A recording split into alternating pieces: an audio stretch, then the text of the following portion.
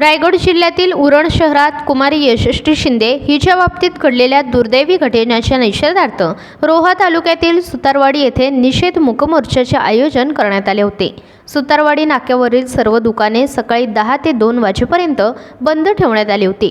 निषेध मूकमोर्चासाठी येरळ ग्रामपंचायतीचे सरपंच, उपसरपंच, सदस्य, तंटामुक्ती अध्यक्ष, शेतकरी सेवा संघ अध्यक्ष व सेक्रेटरी डॉक्टर जी.आर. राजे, प्री प्रायमरी इंग्लिश मीडियम स्कूलचे सर्व कर्मचारी व त्यांचे विद्यार्थी, सुतारवाडी हायस्कूलच्या विद्यार्थिनी, ग्रामपंचायतमधील सर्व तरुण वर्ग, ग्रामपंचायतमधील सर्व कर्मचारी तसेच सुतारवाडी, दुरटोळी, सावरवाडी, येरळ, कुडळी, ढोकळेवाडी, जामगाव, गवळवाडी, कामात, येरळ या गावातील ग्रामस्थ मंडळ, महिला मंडळ सर्वजण उपस्थित राहून निषेध मूकमोर्चा काढण्यात आला।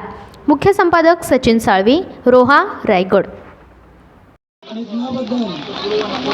आणि क्रूर हत्याबद्दल आमच्या सुतारवाडी येथील डॉक्टर जी.आर. राजे primary English medium school Sutarwadi आणि सुतारवाडी ग्रामपंचायत येरळ व विभागातील सर्व बंधू आणि भगिनी तसेच ग्रामस्थ या सर्वांच्या सहकार्यातून आज त्या थेट हत्या करणाऱ्यांच्या किंवा करणाऱ्याच्या दाऊद म्हणून ग्रुप ग्रामपंचायत येरळ आणि इंग्लिश मीडियम स्कूल यांच्या मार्फत या ठिकाणी मोर्चा आणि निषेध या ठिकाणी आपण आयोजित केलेला आहे। आजच्या या कार्यक्रमासाठी उपस्थित येरळ ग्रामपंचायतमधील आणि आपल्या पूर्ण कुर्ली विभागातील संपूर्ण ज्येष्ठ कार्यकर्ते, सरपंच, उपसरपंच, सदस्य आणि सर्व विभागातील कार्यकर्ते, विद्यार्थी मित्र, महिला वर्ग या ठिकाणी आपण उपस्थित आहोत। खरोखरच बालमित्र हे सुद्धा या ठिकाणी आपण या मोर्चात आणि या निषेध कार्यक्रमात उपस्थित आहेत। खरोखरच आज जी काय घटना आपल्या जिल्ह्यामध्ये घडलेली आहे, उरणसारख्या ठिकाणी, तिचा निषेध आपण जितका करावा तेवढा कमीच आहे। अशी घटना या ठिकाणी महाराष्ट्रामध्ये वेगवेगळ्या ठिकाणी घडत आहे, परंतु आपल्याच जिल्ह्यामध्ये अशी घटना coming here and join us, our government. I will hope our government take a stand of Yashasvi culprit. तुम्ही सगळे वेळात वेळ काढून आल्याबद्दल मी आमच्या शाळेच्या वतीने, डॉक्टर जी.आर. राजे प्री प्रायमरी स्कूलच्या वतीने तुमच्या सगळ्यांचे आभार मानू इच्छिते। जय हिंद, जय महाराष्ट्र। डॉक्टर राजे प्री प्रायमरी स्कूलचे कर्मचारी, विद्यार्थी मित्र आणि या विभागातील पंचकृषीतील सर्व मान्यवर, सरपंच, उपसरपंच आणि सन्मान्य कार्यकर्ते सगळ्या ठिकाणी या मूकमोर्चामध्ये सहभागी झालेले आहेत। खऱ्या अर्थाने संपूर्ण महाराष्ट्राला नव्हे तर आणि मानव जातीला काळिंबा बसणारी घटना आपल्या रायगड जिल्ह्यामध्ये घडलेली आहे। न संपूर्ण महाराष्ट्रामध्ये तर भारतामध्ये काही वर्षापूर्वी दिल्लीमध्ये सुद्धा असा एक प्रकार घडलेला होता। ही प्रवृत्ती का वाढत चाललेली आहे? खऱ्या ठिकाणी या भगिनी जर का खऱ्या ठिकाणी आमच्या कार्यकर्ते संपर्क साधला असता तर या लहान मुलांचा त्या सहभागी घेण्याच्या ऐवजी संबंधीच्या वयाच्या ज्या मुली आहेत त्या मुली जर एकत्र केल्या असत्या, काही आमच्या हायस्कूलच्या मुली असतील, कॉलेजच्या मुली असतील, ज्यांच्यासाठी हा कार्यक्रम आहे, म्हणजे त्यांना असं वाटतं कारण की त्यांच्यामध्ये परिवर्तन झालं पाहिजे, आपलं वर्तन कसं असलं पाहिजे समाजामध्ये वागतं त्या ठिकाणी मुलगी आहे हा मुद्द्याकडे आपलं वर्तन कसं असतं ठिकाणी, किंवा त्या ठिकाणी जो भाऊ आहे त्या भावाने त्या ठिकाणी आपल्या बहिणीकडे, घरामधल्या असल्या ठिकाणी आपल्या मातेकडे आपण कसं बघितलं पाहिजे, ही प्रवृत्ती जोपर्यंत ठिकाणी आमच्यामध्ये बदलत नाही, आमची मानसिकता बदलत नाही आणि ती मानसिकता बदलण्यासाठी जे प्रबोधन, जे उद्बोधन करायला पाहिजे तो विशिष्ट गट असावा लागतो। तर त्या ठिकाणी मी तुम्हाला धन्यवाद देईल की त्या ठिकाणी तुम्हालाही वाटतं ठिकाणी तुम्ही असं सगळ्या मुली आहात, महिला आहात आणि त्या ठिकाणी तो हा कार्यक्रम त्या ठिकाणी मी उचलून धरलेला आहात।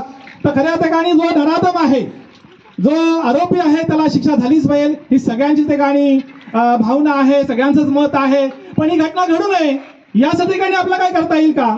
यासाठी काही मुलींची मानसिकता बदलता येईल का? आपल्या मुलांची मानसिकता बदलता येईल का? त्यासाठी काही उद्बोधन संस्काराचा साक्षीदार म्हणजे माझा महाराष्ट्र, शाहूंच्या पुरोगामी लढ्यांचा, बाबासाहेबांच्या लेखणीचा, अण्णाभाऊ साठेंच्या लोककलेचा आणि महात्मा ज्योतिबा फुलेंच्या क्रांतीचा वारसदार म्हणजे माझा महाराष्ट्र। इतिहासाचा साक्षात्कार, समतेचा प्रसार आणि अखंड भारताचा आधार म्हणजे महाराष्ट्र। शेतकरी, कष्टकरी शेतकऱ्यांचा, दीनदलित दुबळ्यांचा, 105 हुतात्म्यांच्या बलिदानाचा आणि दिल्लीच्या डोळ्यांचा महाराष्ट्र आणि त्याच महाराष्ट्रामध्ये हृदयाला स्पर्शणारी लज्जास्पद गोष्ट अशी आमच्या डोळ्यासमोर येते, तेव्हा आम्हाला असं वाटतं की मुलगी म्हणून जन्माला आलो ही आमची चुकी झाली का? आम्ही असं म्हणतो जय जय महाराष्ट्र माझा, गरजा महाराष्ट्र माझा, मग ते म्हणणारे आम्ही महाराष्ट्रातले, आम्ही देशाचे नागरिक असून आम्ही अजून जागृत का नाही? अहो, कलम नव्हता, कायदा नव्हता तरी सुखी होती प्रजा. कलम नव्हता, कायदा नव्हता तरी सुखी होती प्रजा, कारण सिंहासनावर होता माझा छत्रपती शिवाजी राजा, माझा छत्रपती शिवाजी राजा. आज सगळं शासन आहे, सगळं प्रशासन आहे, तरी 3 घटना घडल्या. एक अक्षताताईची, दुसरी अंबरनाथ येथे आणि तिसरी यशश्री ताईची. तरीही 3 घटना घडूनही अजूनही गुन्हेगारांना शिक्षा झालेली नाही. माननीय एकनाथ शिंदे साहेबांना नम्रतेची विनंती आहे, साहेब, माझी लाडकी बहीण योजना काढण्यापेक्षा माझी सुरक्षित बहीण योजना काढण्याची गरज आज महाराष्ट्राला आहे.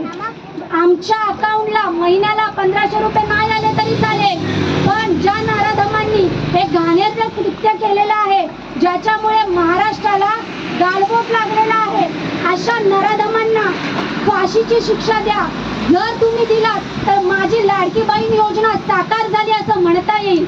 आणि मला सर्व मुलींना आणि भगिनींना सुद्धा सांगायचं आहे, आदर्श आपल्याकडून बाकीचे जण घेत असतात, मग आपलं आचरण कसं असावं, आपली मैत्री कोणासोबत असावी. झाल्यानंतर कॅन्डल पेटवणारे सगळे आहेत, पण जेव्हा होतं तेव्हा संरक्षण करणारा कोणी नसतं. म्हणून तुम्ही स्वतःचं संरक्षण स्वतः करा, स्वतः जागृत व्हा. कोणाशी कितपत बोलावं, कुठे बोलावं याचा ध्यान किंवा याचा मॅच्युरिटी तुम्हाला असली पाहिजे. तुम्ही सगळे प्रिपेअर्ड आहात, सर्व सुशिक्षित आहात, म्हणून म्हणजे जपून राहा आणि जपून वागा. आणि मला प्रशासनाला एकच सांगणं आहे की असा कायदा काढा, असा कायदा बनवा की महाराष्ट्र राज्याचं उदाहरण